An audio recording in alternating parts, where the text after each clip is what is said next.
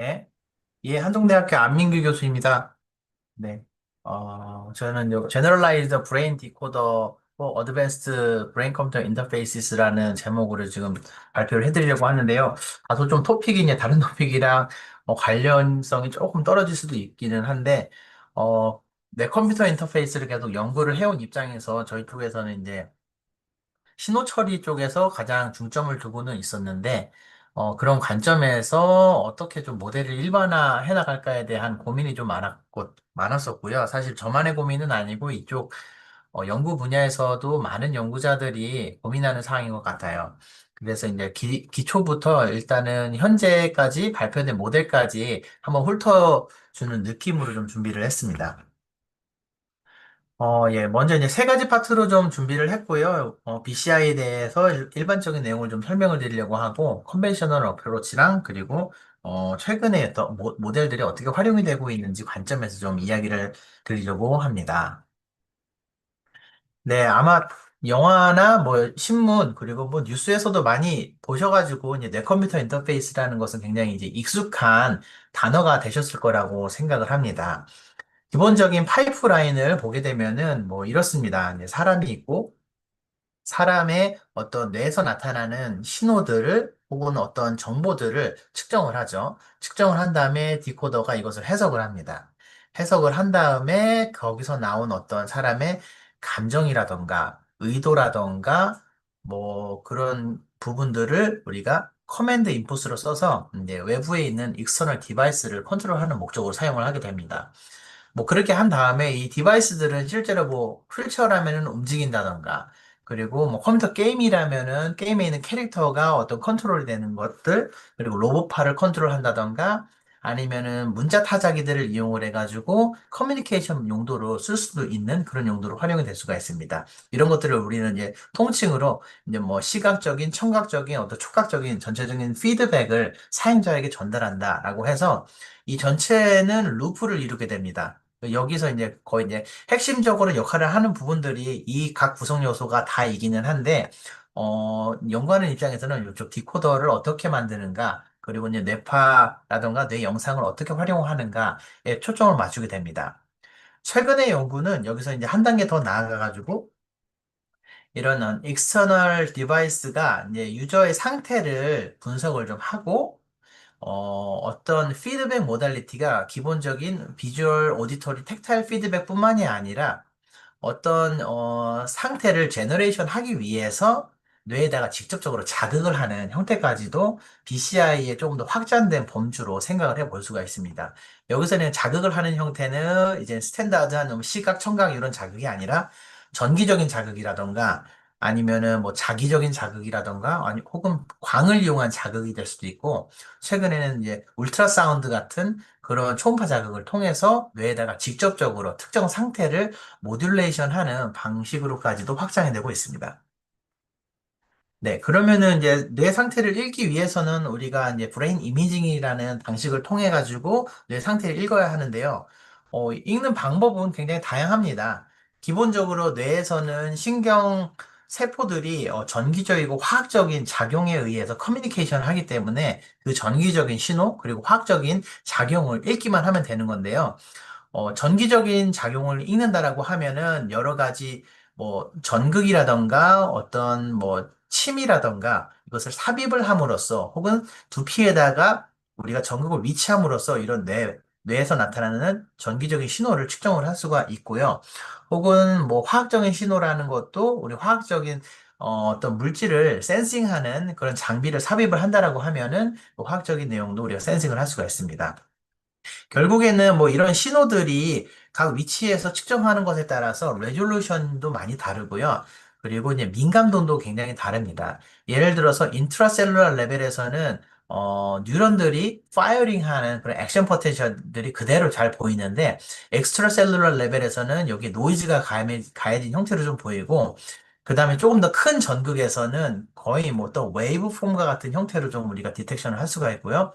두피에서 측정을 했을 때는 액션 포텐셜 레벨까지는 거의 눈으로 보기는 어려운 상태가 됩니다. 하지만 여기에서는 다양한 정보가 우리가 포함되어 있다고 가정을 하기 때문에 이 정보를 어떻게 뽑아내느냐에 많은 초점을 드리고 있습니다. 최근에는 뇌에서 나타나는 뇌파 신호를 측정하는 방법론들이 더 고도화되어 가고 있는데요. 예를 들어서 일론 머스크가 세운 이 뉴럴링크 같은 경우에는 굉장히 작은 부위만 우리가 절개를 한 다음에 거기다가 특수한 장비를 이용을 해가지고 마치 바늘로 실을 꿰매듯이 굉장히 플렉서블한 그런 전극을 이용을 해가지고 꿰매는 형태로 한 다음에 거기서 이제 뇌파 신호를 측정하는 형태도 있고요. 또 싱크론 BCI라고 하는 업체 같은 경우에는 뇌에서도 이제 혈관이 있기 때문에 그런 정맥 혈관을 통해 가지고 최소 침습을 이용을 해 가지고 그 혈관 안쪽에서부터 뇌에서 나타난 신호를 읽어드리는 형태로 BCI를 구성을 하기도 합니다. 네, 그럼 다음으로 이제 결국에는 이제 BCI라는 게 어떻게 구성돼서 애플리케이션과 연동이 되는 거에 대한 이야기를 좀 드리고자 하는데요. 여기서는 가장 주요하게 볼 것이 제가 보기에는 이제 컨트롤 패러다임이라고 할 것 같습니다. 영화라던가 뉴스에서 보는 것처럼 뭐 전신마비 환자가 문자를 쳤다던가 이렇게 로봇팔을 컨트롤했다던가 이런 연구들도 있기는 한데 원숭이라던가 이렇게 인베시브로 어떤 로봇이라던가 커서를 컨트롤할 때는 굉장히 오랜 시간 동안 학습을 통해 가지고 자기가 이제 특정 뇌파의 상태를 제너레이션을 하는 것을 학습을 하게 됩니다. 근데 그게 아니고 직접적으로 좀 활용을 하고자 할 때에는 모든 사람에게 이런 방식을 오랫동안 하는 거는 쉽지는 않기 때문에 컨트롤 패러다임이라는 부분을 좀 활용을 하는데요. 예를 들어서 특정 조건에서는 특정한 뇌파가 나타난다라는 것을 착안을 하기 때문에 사용자가 좀 비간접적이기는 하지만 특정한 뇌파를 생성을 할 수 있는 상태를 우리가 만들므로써 그 뇌파를 측정을 하고 분석을 하고 예측을 한 다음에 애플리케이션에 넣어주는 이런 클로즈 루프 형태를 갖게 됩니다. 몇 가지, 를 보게 되면은 예를 들어서 이런 것들이 있습니다.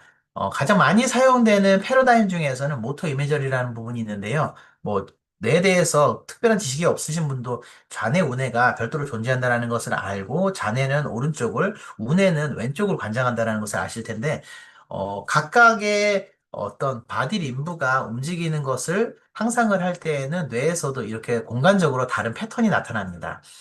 즉, 뭐, 뇌파를 보게 되면은 뇌파가 어느 순간 가라앉았다가 다시 백하는 이런 현상이 발생이 되는데요. 이런 현상을 이용한다라고 하면은 적어도 이제 멀티클래스 프로블럼을 우리가 풀 수가 있다라는 그게 되는 거거든요.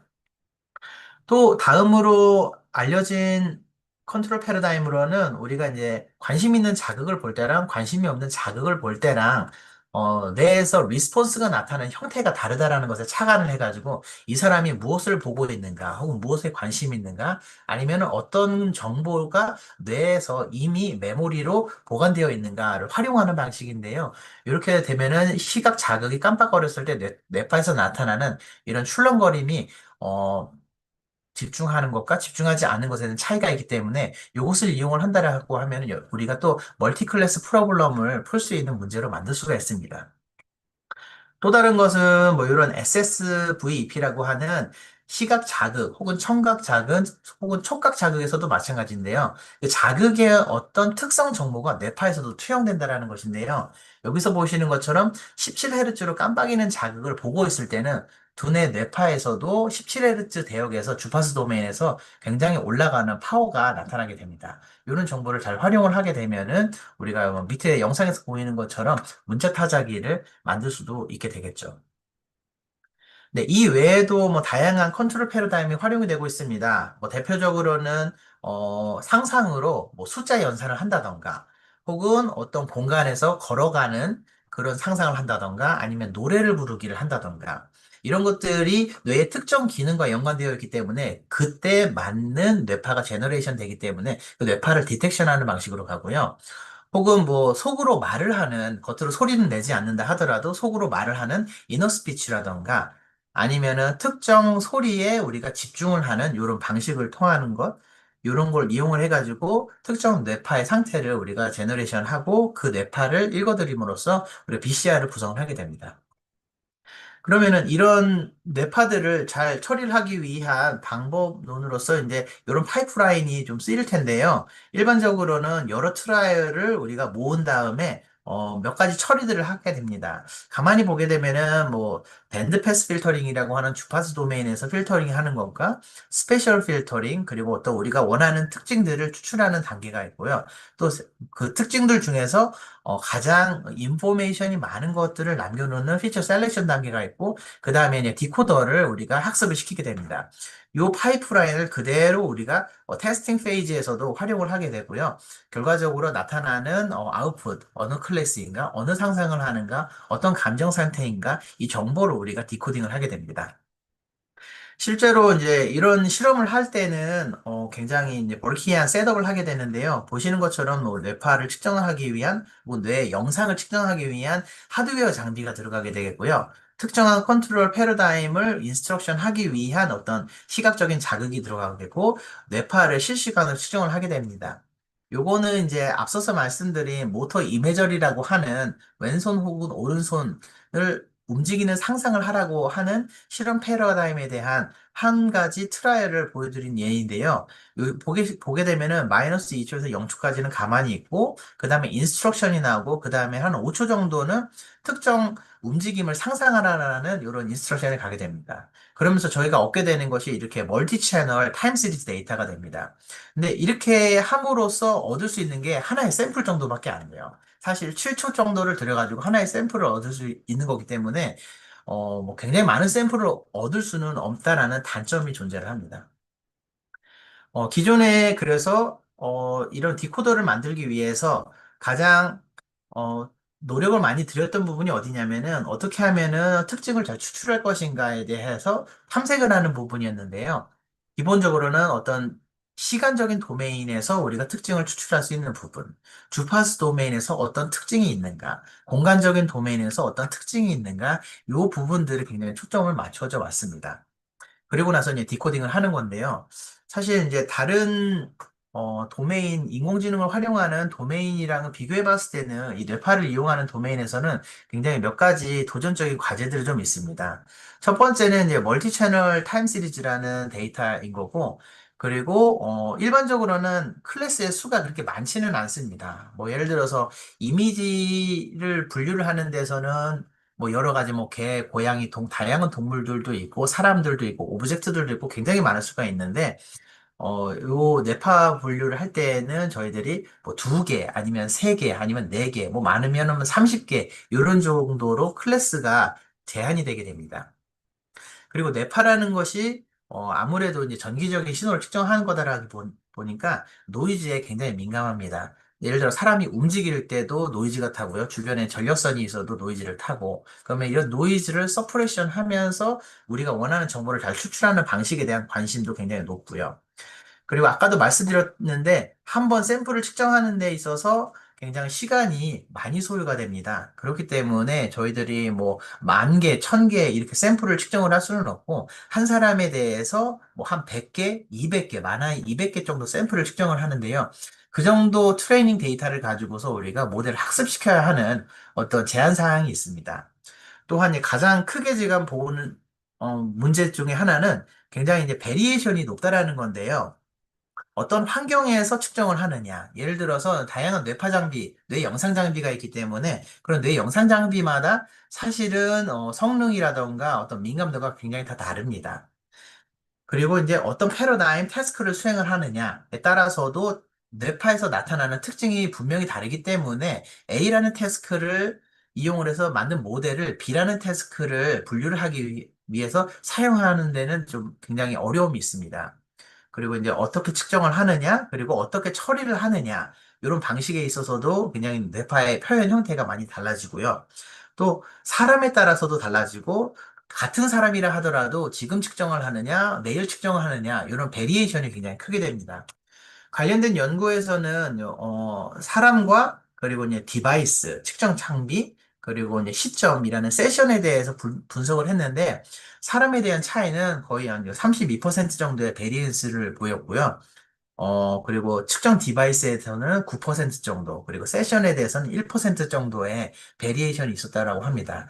그렇기 때문에 일반적으로는 뇌 컴퓨터 인터페이스를 구축을 할 때는 직접 사용을 하기 바로 직전에 데이터를 측정을 한 다음에 그 데이터로 모델을 학습을 하고 그 학습된 모델을 바로 활용을 하는 그런 방식을 좀 취합니다. 근데 우리가 일반적인 인터페이스들은 이런 학습의 시간을 크게 두지는 않는데 유독 BCI를 할 때는 우리가 이런 시간을 갖기 때문에 굉장히 큰 허들이라고 볼 수가 있습니다.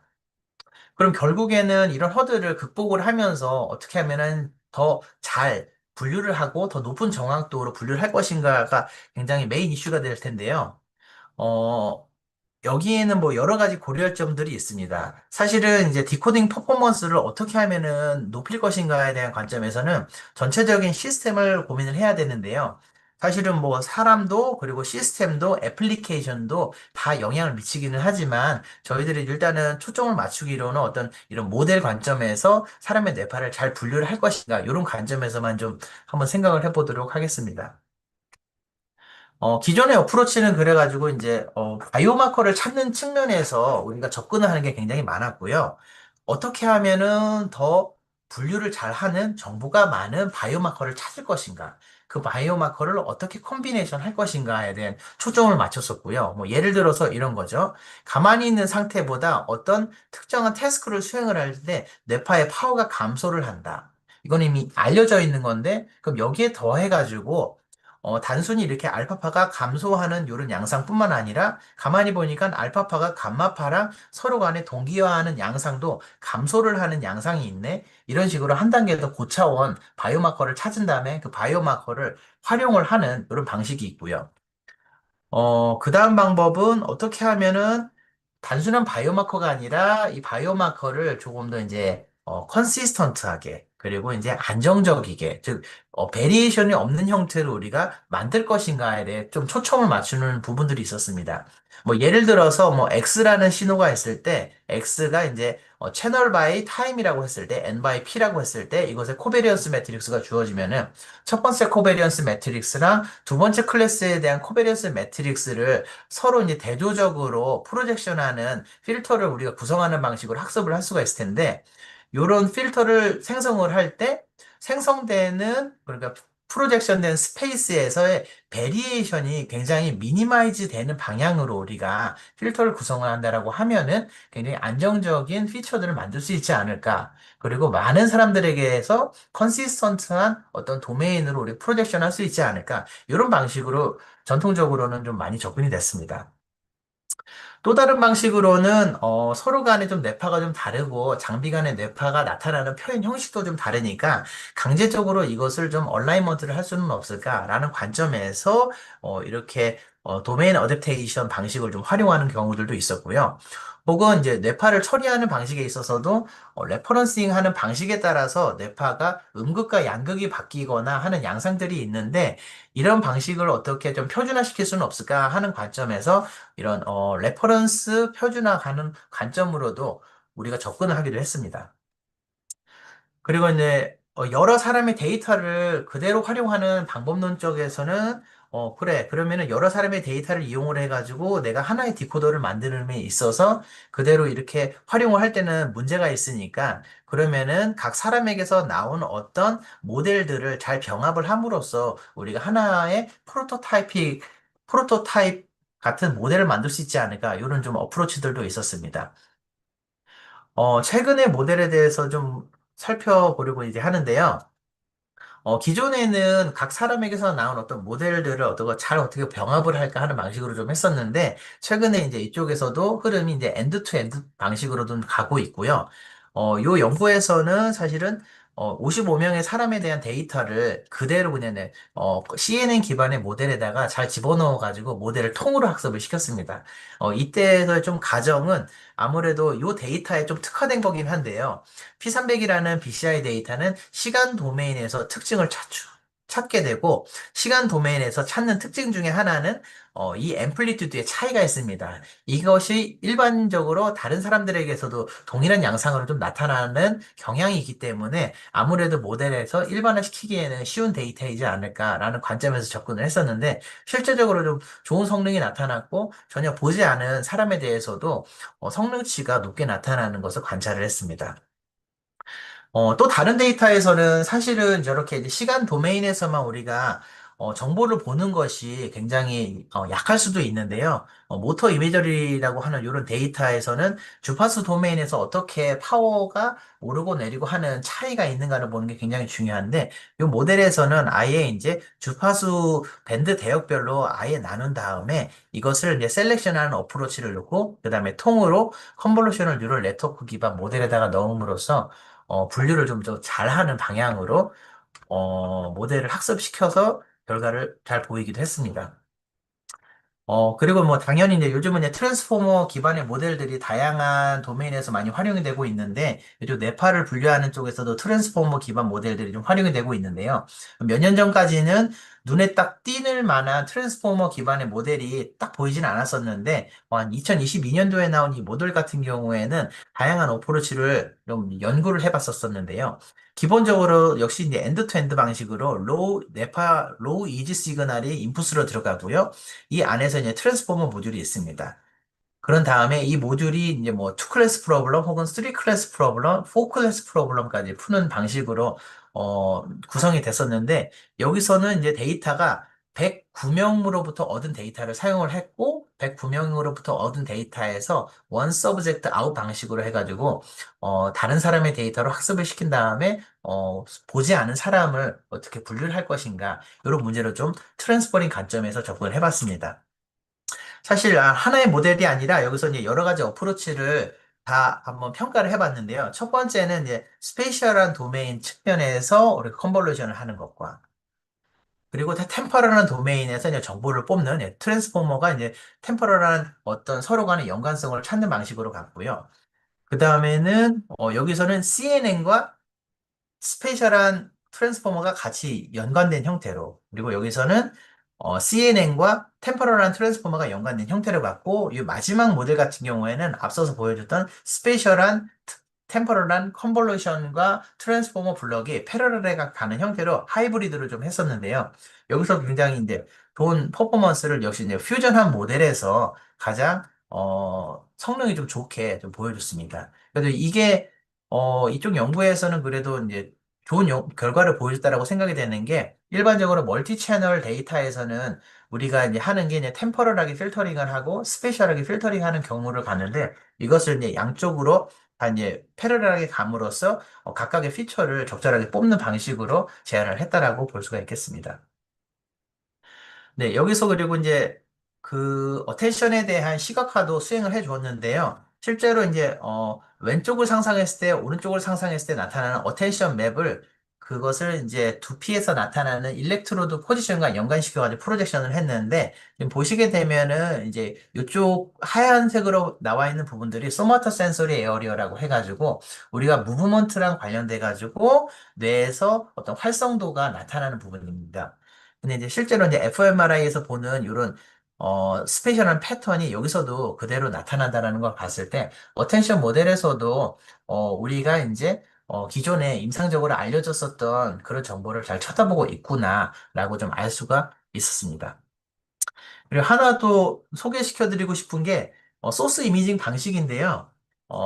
사실은 이제 우리가 센서에서 측정한 데이터는 신경 세포들이 제너레이션하는 데이터를 우리가 두피에서 측정하는 건데, 결국에는 우리가 소스 도메인이라는 것은 브레인에서는 원래는 어디에서 어느 형태로 신호가 보여줬을까를 우리가 역추적하면은 사실은 여러 가지 문제가 좀 해결이 되는 것이거든요.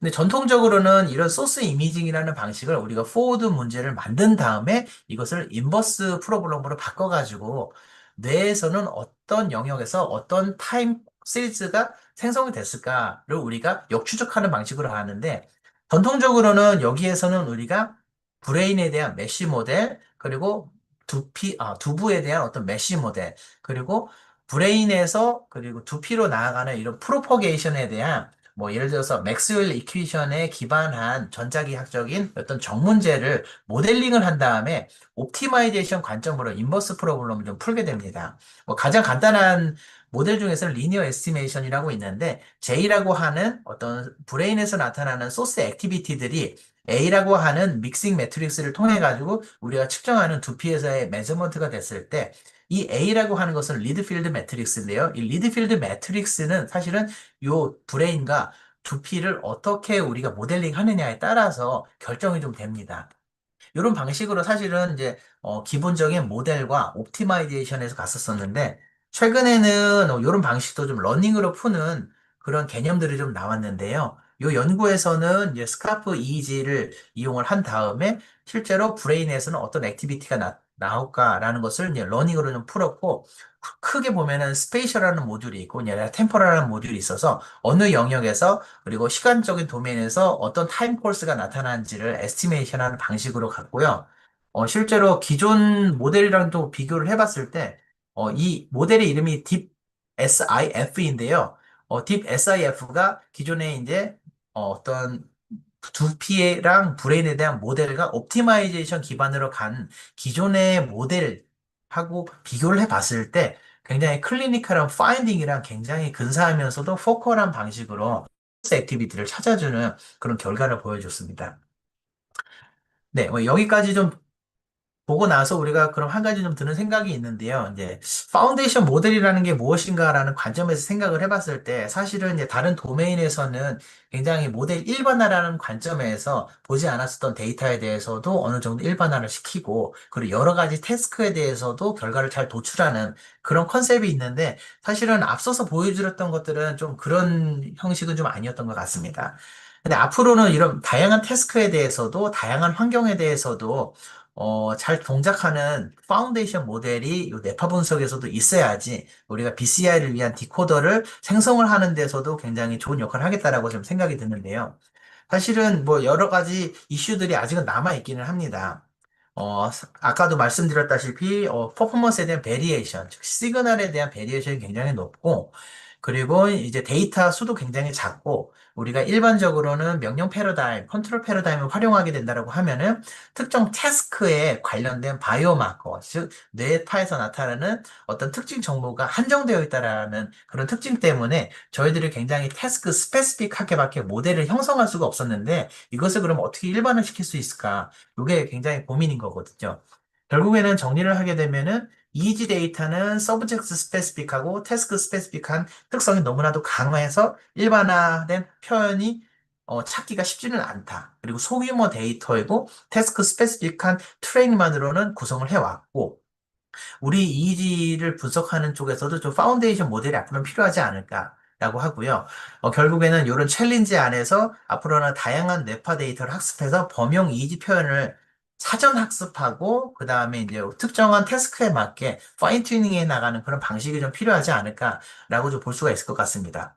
이것을 좀 시각화해서 좀 보여드리면요. 앞서서 보여드렸던 몇 가지 예제에서는 사실은 다른 사람의 서브젝트의 데이터를 새로운 서브젝트, 유저에게 활용을 하는 관점이었고, 혹은 자기 자신의 다른 날의 측정한 데이터를 또 다른 날에 우리가 활용하겠다는 이런 관점에서의 서브젝트 투 서브젝트, 세션 투 세션, 이런 관점이었는데요. 사실 요게 이제 같은 환경 안에서 이루어지기 때문에 약간의 좀 이제 제약은 있습니다. 근데 이것을 좀 더 넓혀가지고, 어, 다른 태스크에서도 동작하게, 그리고 다른 시스템에서 측정된 데이터에서도 우리가 동작하도록 하는 크로스 멀티 데이터 셋 관점에서 우리가 모델 제너럴라이제이션을 가면 어떨까라는 건데요. 최근에 하나의 좀 연구가 있었는데요. 브레인 파운데이션 모델이라고 하는 것을 좀 제안을 좀 했고요. 여기서는 그러면은 무엇을 바라보고 하느냐? 파운데이션을 그럼 모델을 만들고 이것은 이제 프리 트레이닝이 되어 있으면은 벌키한 트레이닝을 하진 않아도 되니까 그 다음에 여기서 기본적으로 뇌파를 처리해 나갔던 방식을 활용을 해가지고 약간의 파인 튜닝만으로 우리가 원하는 역할을 할 수 있게 가자라는 백본을 만드는 것이었는데요.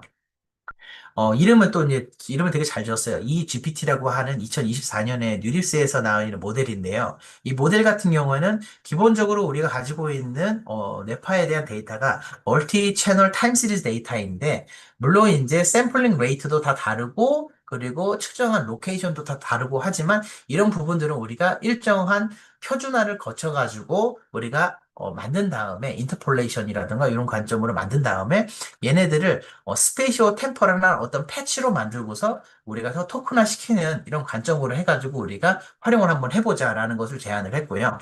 여기서도 인코더를 학습하는 방식으로는 앞서서 만들어 놓은 패치된 이미지를 마스크화 시킨 다음에 언마스크된 이미지를 우리가 다시 리컨스트럭션 하는 이런 인코더를 학습을 하는 방식으로 가자. 그러면은 이 인코더가 기존의 이미지를 우리가 프로세스 하는 관점을 잘 학습을 해 나갔기 때문에 어떤 특징을 굉장히 추상화해가지고 그 특징을 우리가 활용할 수 있지 않을까라는 관점에서 접근을 했습니다. 이 연구 논문에서는 그 접근하는 방식이 앞서서 나온 이런 데이터를 이용을 해가지고 프리트레이닝을 해놓고, 그렇게 프리트레이닝 된 데이터를 다운스트림 된 데이터에다가 아마 평가를 해봤는데요. 이 다운스트림 된 데이터에다가 평가를 할 때는 앞서서 만든 인코더는 기본적인 뇌파를 표준화시키고 피처들을 추상화시켜놔가지고 좀 일반화된 형태로 만드는 그런 것이 학습되어 있기 때문에 그거 정도만 활용을 하고 앞뒤로 토큰닝을 하는 거, 인베이딩을 하는 부분과 이제 리니어한 레이어를 덧붙여가지고 이 태스크에 맞게 다시 한번 파인 튜닝하는 관점으로 가자라고 이렇게 좀 접근을 했습니다. 이렇게 되면은 요 인코더 같은 경우에는 굉장히 크기는 하지만 프로즌되어 있기 때문에 다시 학습을 시킬 때는 크게 시간이 많이 들이지는 않아도 된다는 장점이 있고 태스크 스페시픽하게 우리가 모델을 튜닝할 수 있다는 장점이 있어서 이렇게 해봤는데요. 실제로 이제 다른 태스크를 이용을 해가지고 학습을 하고 새로운 태스크를 평가를 해보는 이런 관점으로 정확도를 해봤는데, 다른 모델들에 비해서 실제로 이 모델이 지금 마지막에 지금 하이라이트 된 부분인데요. 가장 좋은 성능을 좀 보였다라고 알려졌습니다. 네, 이제 썸머리입니다. 그럼 앞으로는 사실은 이제 디렉션이 이렇게 가야 되지 않을까 싶습니다. 이제, 모델이 지금 온라인으로 이제 이미지를 잘 디코딩 할 수 있는 능력이 있어야 되겠고, 특정 도메인으로 잘 어댑테이션을 해야 될 것 같고, 그리고 이제 파라미터 자체가 에피션트하게 좀 튜닝이 될 필요가 있을 것 같다.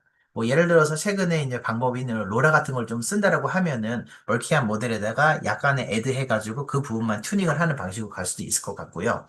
그리고 앞에서는 지금 이지에 대해서만 얘기는 했지만, 몇 가지 좀 스터디가 있기는 한데요. 서로 다른 브레인 이미징 모달리티에 대해서, 예를 들어서 영상 기반도 있고 타임 시리즈 기반도 있는데, 이런 것들을 통합적으로 학습을 할 수 있는 모델을 만들어 나가야 되지 않을까. 그럼으로써 이제 다양한 태스크에서도 우리가 일반화되어서 분류를 할 수 있는 브레인 파운데이션 모델이 좀 역할할 수 있지 않을까 좀 생각을 합니다. 그래서 결론적으로는 이제 브레인 파운데이션 모델을 만드는 게 좀 이미 시작이 좀 됐고, 앞서서는 이 GPT 같은 경우에서도 보여줬지만 일반화된 성능과 그리고 이제 데이터를 러닝을 하는 모델을 러닝을 하는 데 있어서 약간의 노력만 기울이면 된다라는 부분들도 좀 보여줬고요. 앞으로는 이런 모델이 이제 굉장히 베이스라인으로서 많이 활용이 될 것 같다라고 생각이 듭니다. 네, 여기까지는 마치도록 하겠습니다. 감사합니다.